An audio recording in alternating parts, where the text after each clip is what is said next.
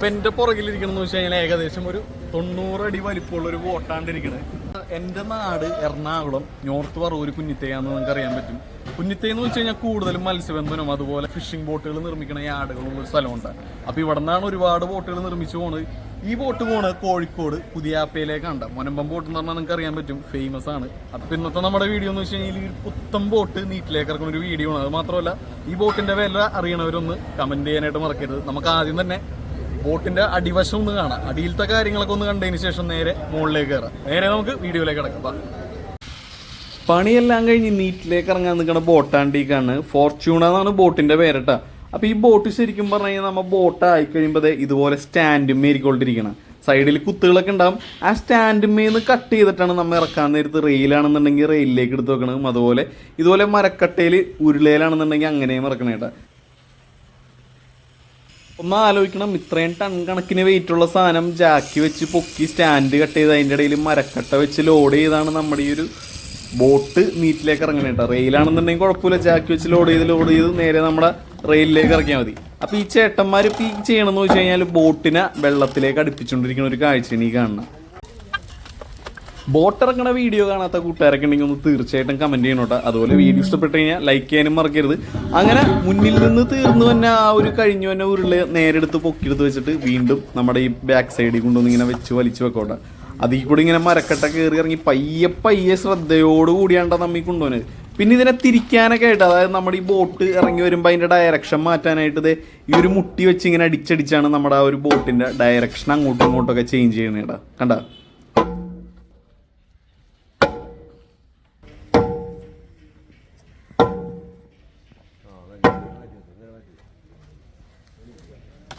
അങ്ങനെ ഈ ചേട്ടന്മാർ ഈ കറക്കണ ഈ സാധനത്തിന്റെ പേരാണ് ചക്ക് എന്ന് പറയുന്നത്. ഈ ചക്ക് കറക്കണനുസരിച്ചാണ് നമ്മുടെ ബോട്ട് പയ്യെ ഇങ്ങനെ നീറ്റിലേക്ക് ഇങ്ങനെ ഇറങ്ങി വന്ന് വെള്ളത്തിൽ ഇങ്ങനെ മുട്ടിച്ച് തീർത്തോട്ടെ. അപ്പോൾ ഈ ബോട്ട് ഇറങ്ങിപ്പോണ വഴിയിലുള്ള എന്തെങ്കിലും വേസ്റ്റോ കാര്യങ്ങളൊക്കെ ഉണ്ടെന്നുണ്ടെങ്കിൽ അത് ക്ലീൻ ആക്കി കളഞ്ഞുകൊണ്ടിരിക്കുകയാണ് നമ്മളിപ്പോൾ. അല്ലെങ്കിൽ പങ്കേമയൊക്കെ ചുറ്റാനായിട്ടുള്ള സാധ്യത ഉണ്ട് കേട്ടോ. ഡീസൽ നമ്മൾ പമ്പിൽ പോയിട്ടേ ഫുൾ അടിക്കുള്ളൂ. അപ്പോൾ ഇപ്പോഴെന്ന് വെച്ച് കഴിഞ്ഞാൽ തൽക്കാലത്തേക്ക് ബോട്ട് ഇറങ്ങി കഴിയുമ്പോൾ സ്റ്റാർട്ട് ചെയ്യാനുള്ള ഡീസൽ നമ്മൾ ക്യാനിൽ വാങ്ങിച്ച് കയറ്റും. അപ്പോൾ ഇറങ്ങേണ്ട ആ ഒരു ടൈം ആയപ്പോഴേക്കും സ്രാങ്കും മുതലാളിമാരും മേസരി എല്ലാവരും വന്ന് ഐശ്വര്യത്തോടെ തേങ്ങ എല്ലാം മുടച്ചതിന് ശേഷം നമ്മുടെ ബോട്ട് നീറ്റിലേക്ക് ഇറക്കാനുള്ള കാര്യങ്ങൾ നമ്മൾ ചെയ്യാനായിട്ട് തുടങ്ങേണ്ട.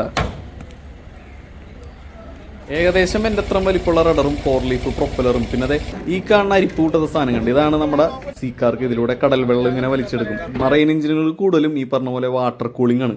അപ്പോൾ ഇതിലൂടെ വെള്ളം വലിച്ചെടുത്ത് നമ്മുടെ എഞ്ചിനെ കൂളാക്കിയിട്ട് അപ്പുറത്തേക്ക് കൂടി ഔട്ട്ലെറ്റ് വാൽവ് വഴി പുറത്തേക്ക് പോകട്ടെ. ഇത് എക്കോ സൗണ്ടറിന്റെ ലെൻസാണ് ഈ കാണുന്ന മീനും ആഴമൊക്കെ അറിയാൻ വേണ്ടിയിട്ടാണ്. ബോട്ടിലേക്ക് കയറാനുള്ളവരെല്ലാം കയറി ഏണി എടുത്ത് മാറ്റി അങ്ങനെ പയ്യെ ഉരുള ഇറങ്ങി തുടങ്ങിയിട്ടാണ്. നാരങ്ങയൊക്കെ വെച്ച് നമ്മൾ പ്രാർത്ഥിച്ചിട്ടാണ് ബോട്ട് ഇറക്കണത്. അപ്പോൾ ഇവിടെയെന്ന് വെച്ച് കഴിഞ്ഞാൽ നമുക്ക് വെള്ളത്തിലേക്ക് ആയി കഴിയുമ്പോൾ ഉരുളക്ക് പോകാനായിട്ടുള്ള ബെഡ് ഇവിടെ മരക്കഷ്ണമാണ് നമ്മൾ വീഴണം, അല്ലെങ്കിൽ ഉരുളി ഇങ്ങനെ താന്നു പോയിക്കൊണ്ടിരിക്കും. ബോട്ടിൽ ഇറക്കി ഇങ്ങനെ വെള്ളത്തിൽ മുട്ടിച്ച് കഴിഞ്ഞാൽ പിന്നെ അത് ഈ ഒരു വലിയ കാട്ട വടത്തിൽ ബോട്ടിന് ഇങ്ങനെ ലോഡ് ചെയ്ത് നിർത്തും. അഴിച്ചുവിടാൻ പറയുമ്പോൾ ഇത് നേരെ അഴിച്ചുവിടും. ബോട്ട് നേരെ പുഴയിലേക്ക് ഇറങ്ങി പോവേണ്ട ചെയ്യണത്.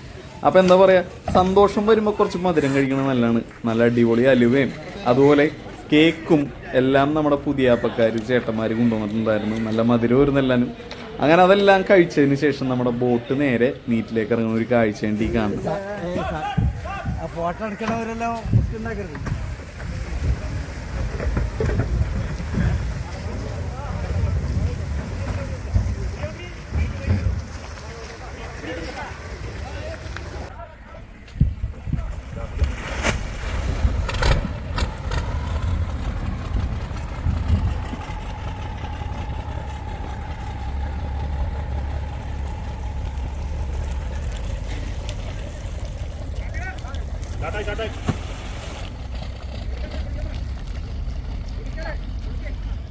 അങ്ങനെ ബോട്ട് സ്മൂത്തായിട്ട് വെള്ളത്തിലേക്ക് ഇറങ്ങിയിട്ട്. അപ്പോൾ ഈ ബോട്ട് എങ്ങനെയുണ്ടെന്നുള്ളത് നിങ്ങൾ താഴെ കമന്റ് ചെയ്യണോട്ടാ. ബോട്ട് ഇറക്കാനായിട്ട് ഉപയോഗിച്ച സാധനങ്ങൾ നമ്മുടെ ചേട്ടന്മാർ തന്നെ വലിച്ചിങ്ങനെ കയറ്റിക്കൊണ്ടിരിക്കുകയാണ്.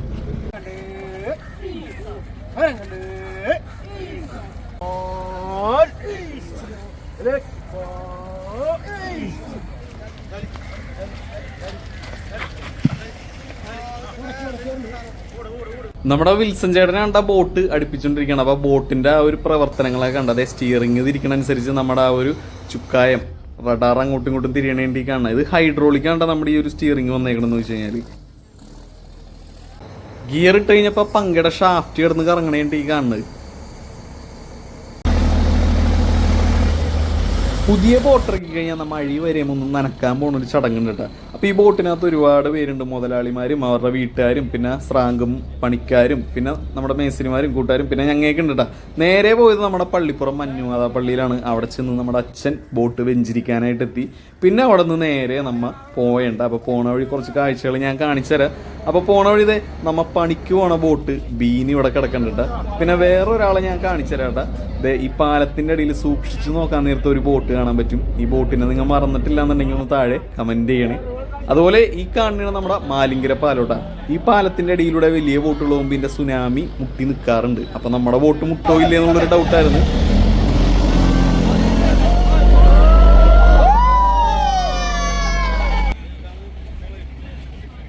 പണ്ടൊക്കെ ബോട്ട് ഇറക്കുമ്പോൾ കുറച്ച് കടലിലേക്ക് പോയിരുന്നു, പക്ഷെ ഇപ്പം അങ്ങനെ ഇല്ല കേട്ടോ. അപ്പോൾ ഈ അഴിയെത്തുമ്പോൾ നമ്മുടെ ബോട്ടിൻ്റെ എഞ്ചിൻ്റെ RPM ഒന്ന് ടെസ്റ്റ് ചെയ്യും, എന്തോരം പവർ നമുക്ക് കിട്ടുന്നുണ്ടെന്ന് അറിയാനായിട്ട്. അതുപോലെ ഇവിടെ ₹1 കോയിൻ എല്ലാവർക്കും കൊടുത്തിട്ടുണ്ടായിട്ടോ നേരെ അഴിയിലേക്ക് എറിയാനായിട്ട് നമ്മുടെ ബോട്ടിൽ നിന്ന്. അപ്പോൾ പിള്ളേർ ഇവിടെ ആ കോയിനൊക്കെ എടുത്ത് അങ്ങോട്ടും ഇങ്ങോട്ടൊക്കെ ചീറ്റിച്ച് ഇങ്ങനെ കളിച്ചുകൊണ്ടിരിക്കുന്നത് കണ്ടോ. അത് കഴിഞ്ഞ് വീണ്ടും നമ്മൾ തിരിച്ചു പോകുന്ന വഴി ബോട്ടിൻ്റെ RPM ഒന്ന് ടെസ്റ്റ് ചെയ്യണമെങ്കിൽ ഈ കാണുന്നത്, അതായത് ഫുൾ സ്പീഡിൽ ഇങ്ങനെ വെച്ച് പോകും കുറച്ച് നേരം. അപ്പോൾ അതെ നമ്മുടെ ബോട്ട് എല്ലാവർക്കും ഇഷ്ടപ്പെട്ടാണെന്ന് വിചാരിക്കുന്നു. ഈ ബോട്ട് വെച്ചാൽ നമ്മുടെ മേസ്തിരിയാണ് ഈ കാണുന്ന ഡോൺ എന്നാണ് ചേട്ടൻ്റെ പേര്. അപ്പോൾ ചെറിയ ബോട്ടുകൾ വെക്കാനായിട്ടും വലിയ ബോട്ടുകൾ വെക്കാനായിട്ടും നമ്മുടെ ഡോൺ മേസ്തിരിനെ കോൺടാക്ട് നമ്പർ ഞാൻ കൊടുത്തേക്കാം. എല്ലാം നമ്മുടെ കുട്ടികൾക്ക് എന്താണെന്ന് വെച്ച് കഴിഞ്ഞാൽ ചെയ്ത് കൊടുക്കും. ചെറിയ ചെറിയ അഡ്ജസ്റ്റ്മെന്റുകളൊക്കെ നമ്മുടെ മേസ്തിരി ചെയ്തു തരുന്നുണ്ട്. ബോട്ട് വെക്കാൻ താല്പര്യമുള്ളവർ നേരെ പുള്ളിക്കാരനെ കോൺടാക്ട് ചെയ്തോ. നമ്പർ ഞാൻ നമ്മുടെ ഡിസ്ക്രിപ്ഷനിൽ കൊടുത്തേക്കാം. ഓക്കെ. അപ്പോൾ നമ്മുടെ ബോട്ട് മുനമ്പത്ത് ഇറക്കണയിൽ നിങ്ങൾ കണ്ടിട്ടുണ്ടാകും പല വീഡിയോസിനകത്തും ഈ ചേട്ടന്മാരാണ്. ആശാനാണ് ഇവിടെ ബോട്ട് ഇറക്കാൻ നേരത്ത് നിങ്ങൾ ഈ കാണുന്ന പോലെ അല്ല കേട്ടോ. അതിൻ്റെ പുറകെ ഒരുപാട് റിസ്കുകളുണ്ട്. അപ്പോൾ ആശാൻ തന്നെ അത് പറഞ്ഞുതരും. ഈ ബോട്ട് നമ്മൾ ഈ സ്റ്റാൻഡിൽ നിന്ന് കട്ട് ചെയ്ത് ഇതിനകത്ത് കയറ്റൂല, അതായത് മരക്കട്ടയിലോട്ടൊക്കെ. ആ സമയമൊക്കെ ഇത് ചരിയാണ്ട് എങ്ങനെയാണെന്ന് വെച്ചിട്ടുണ്ടെങ്കിൽ നമ്മൾ അതിൻ്റെ ഈ സ്റ്റാൻഡ് കെട്ടി ഈ ഫ്രണ്ടിൽ ജാക്കി വെച്ച് കുളിച്ചിട്ട് കട്ടമ്മ മുട്ട കൊടുത്തിട്ടാണ് നിർത്തണം. നിർത്തിയിട്ട് നമ്മളെ വലിയ തടി കയറ്റിയിട്ട് അമരത്ത് കട്ട വെച്ച് അതിനെ ടൈറ്റ് ചെയ്യും. ടൈറ്റ് ചെയ്തിട്ടാണ് ബാക്കിയുള്ള സ്റ്റാൻഡൊക്കെ നമ്മൾ അഴിച്ചു മാറ്റുന്നത്. അങ്ങനെ ലോഡ് ചെയ്ത് ടൈറ്റ് ഓരോ കട്ട വെച്ച് അണിയാൻ വരും. ബാലൻസിങ് ആക്കണം. കൂടുതലായിട്ടുണ്ട്. ഇപ്പം അച്ഛനും 70 വർഷത്തോളമായി അച്ഛനും വിളിച്ച് ചെയ്തിരുന്നു. പിന്നെ അത് വെച്ച് ഞാനത് പിന്നെ 20 വർഷത്തെ എക്സ്പീരിയൻസ് ഉണ്ട് ആശാന്. അപ്പൊ അത് ഏറ്റവും കൂടുതൽ എക്സ്പീരിയൻസ് ഉള്ളത് ഇദ്ദേഹമാണ്. യാർഡിലെ എപ്പോഴും കാണാറുണ്ട്. പുള്ളിയാണ് ഇതിലെ മെയിൻ മേൽസരി. പുള്ളിയുടെ കണ്ടുകൊണ്ടാണ് നമ്മൾ പണി കൊണ്ടുപോകുന്നത്. ഞാൻ ഇതിൻ്റെ ഓർഡർ മാത്രമേ ഉള്ളൂ. ഇപ്പം നമ്മൾ ഇത് ഒരു ഓർഗനൈസിങ് മാത്രമേ നമ്മൾ ചെയ്യുന്നുള്ളൂ. ബാക്കിയുള്ള കാര്യങ്ങളും എല്ലാം തലയിലൊക്കെ ചെയ്യുന്നത് ഇദ്ദേഹത്തിൻ്റെ. അങ്ങനെ നമ്മുടെ ബോട്ടിന്റെ വീഡിയോയുടെ വൈൻഡപ്പ് ചെയ്യുകയുണ്ട്. അപ്പോൾ ഈ ബോട്ട് ഇഷ്ടപ്പെട്ട് കഴിഞ്ഞാൽ നിങ്ങൾ താഴെ കമന്റ് ചെയ്യാൻ മറക്കരുത്, ബോട്ടിന്റെ ഷേപ്പും കാര്യങ്ങളൊക്കെ. അതുപോലെ ഇതുപോലത്തെ വലിയ ബോട്ടുകളും ചെറിയ ബോട്ടുകളൊക്കെ വെക്കാനായിട്ട് നമ്മുടെ ഡോൺ മേസറിനെ കോൺടാക്ട് ചെയ്യുക. എന്തായാലും അഡ്ജസ്റ്റ് ഒക്കെ ചെയ്ത് പുള്ളിക്കാരൻ ചെയ്തു തരും കേട്ടോ. അപ്പോൾ വീണ്ടും ഒരു കിടിലം വീഡിയോ ആയിട്ട് നമുക്ക് കാണാം. അതുവരെയും ടാറ്റാ.